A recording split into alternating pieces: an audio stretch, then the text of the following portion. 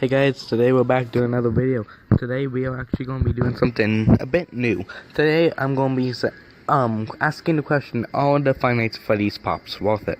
Here I will be trying to answer this question, and this will be a new series on my channel. I will go through different collections and see if these collections are worth buying and whether or not they live up to expectations Funko has for them. I also want to say real quick, my channel's been kind of a mess. I'm trying to fix that, but at the moment I'm going to be doing 2 upload schedules every Tuesday and Thursday. Every Tuesday I'll be doing these videos. So that's it. Let's get into the video.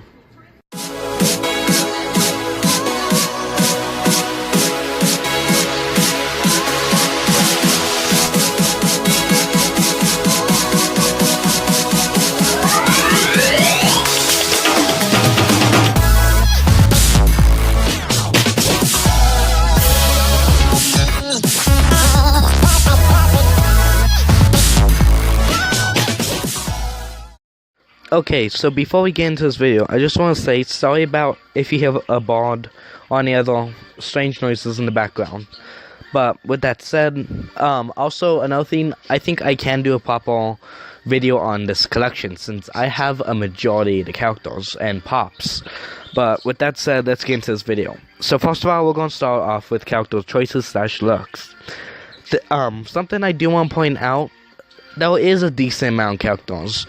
There are a lot of characters that I did not expect Funko to do, such as Balloon Boy, the Marionette, Withered Bonnie, Toy Freddy, etc. You gotta give them credit for that, for at least trying to make a whole bunch of characters. And I do understand that Funko is a company, and companies do need to make money. And I do realize a lot of companies do this, but another point I want to bring up is repeat of characters.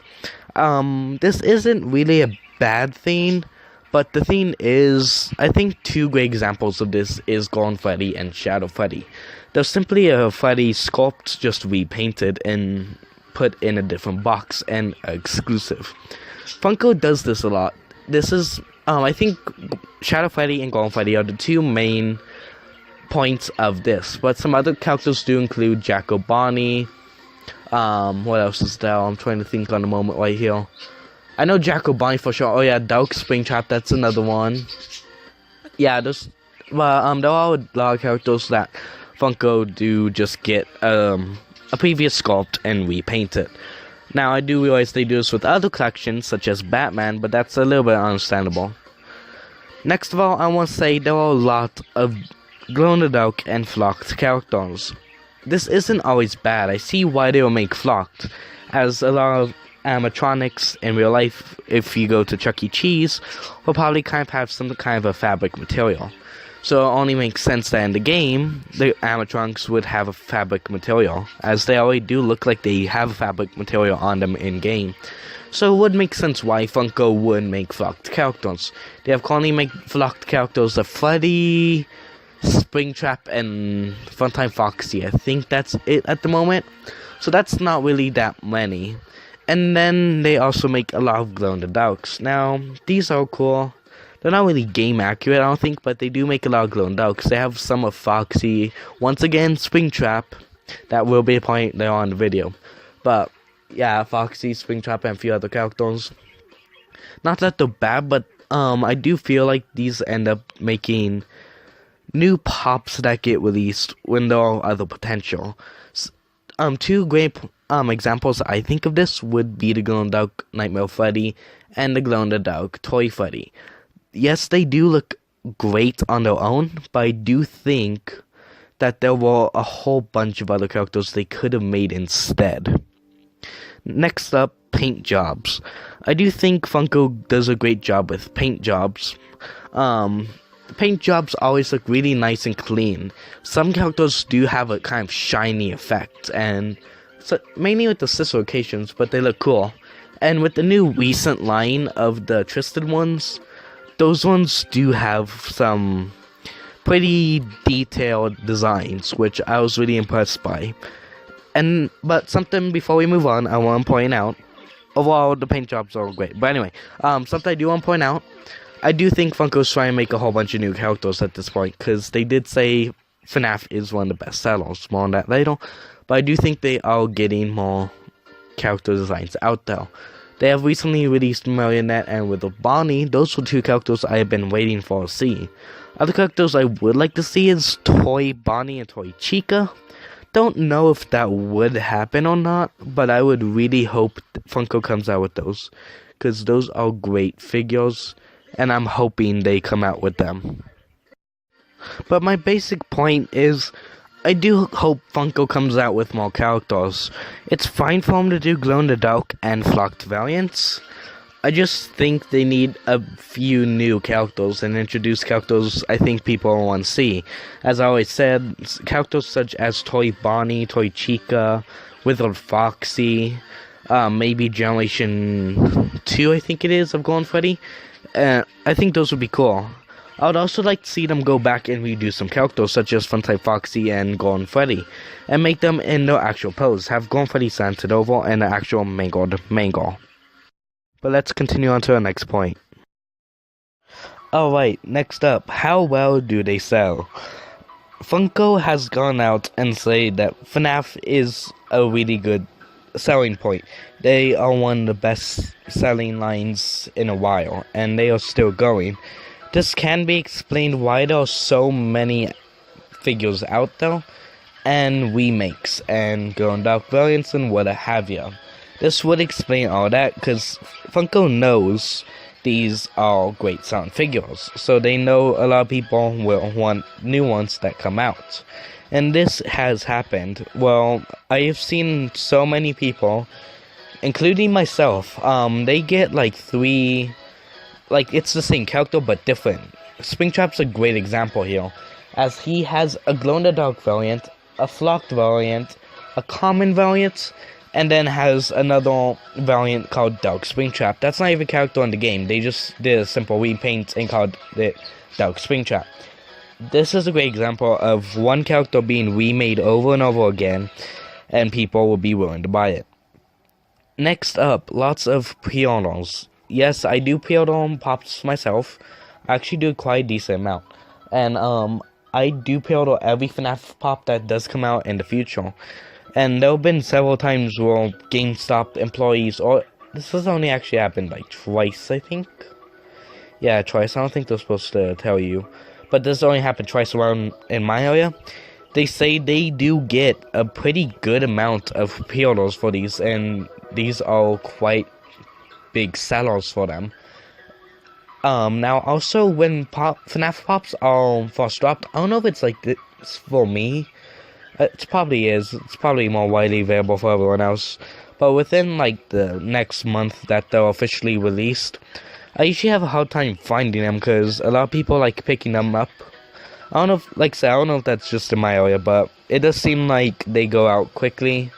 But Funko does get them out quickly, so I do eventually get them all. Next up, the fan base for Five Nights at Freddy's. Five Nights at Freddy's has been one of the biggest indie horror games in the past few years, and it has been so popular. There are 6 games, 3 movies, and a movie on the way. That kind of says about how popular this game is. So when Funko saw how big of a fan base FNAF had, they got the license to make these. They were new. Fans of the series would probably want these as collectibles and official merchandise. I do think this did work, as a lot of fans that don't even collect pops do get these stolen pops. I have seen that happen with a few of my friends. Well, they like FNAF, but they don't collect pops. But they get these ones just because they're a fan of the game. But I do think that's why. I do think these sell really good, and it's definitely one. And these are one of Funko's main selling points.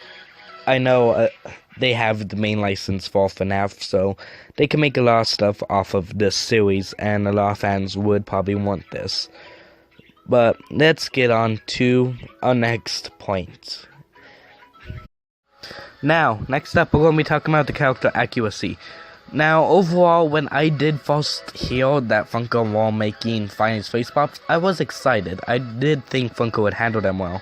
But when I first saw them, they look so much better than what I imagined.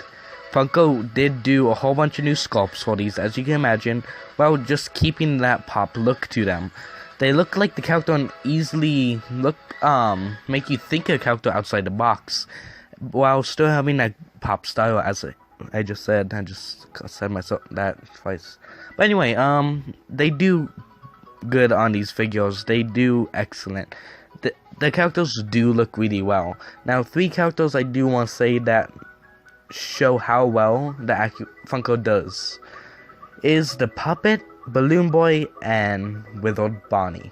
These 3 pops were 3 characters as we want to see before, and once they announced them, with each of them I was wondering how they would do them. With Balloon Boy, I was wondering how to do him. They did really well. Now, he is a bit big, so he's kind of to his side in the box so they fit him in. But overall, they did do really good on him. He has a good paint job. The design of him looks really nice, and I really like how they handled him. With Bonnie, I was wondering how they would do him with his mask whipped off and his arms and all that whipped off as well, and a whole bunch of whips and tails in his and suit, the endo suit. Funko handled that really well. It looked really nice. I was really impressed on how that came out. And then with the marionettes, that one was really confusing to me. I was wondering how to do him, since he's really thin and tall. And instead of actually having him stand out, they put him in the box and he's kind of posed inside the box. It looks great, and I'm happy how Funko is handling the characters when they do new characters. Even the twisted ones, they are kind of posed now. They're not just kind of standing now. They kind of have them posed, so they are getting better with them. And then, just on the book description that Scott Cawthon, the creator of the games, gives us in the book, they did do pretty good on them. That's when you read the book and look at figures, they look how the book describes them. Same with the games. If you were to put the pops next to characters in the game, they look pretty identical. But with some characters, there's only little minor things that I really wish Funko would do, but they're minor things. That's like nitpicking. But overall, I do think Funko does a great job with these figures. Okay, that is it. We talked about how good the character, what characters they have done. And as we talked about that, they have done quite a lot, and I'm happy about that. Can't complain now. How well do they sell? They do sell pretty well, and Funko said they are one of the best selling lines. And then number 3. Okay, so we talked about how well the characters' designs are, and how well they compare to the characters they're based off of. They did well pretty good, and overall I do think this is a line, well, if you like a character you should get it, because it's worth getting, because this is a cool line, one of my favorites in my opinion. But this is Cubits, and I'll see you in the next video. Have a great day. Please like, subscribe. Hey guys, if you liked the video, please like and subscribe. I'll see you on the next video. And hey, why not check out some other stuff I've done.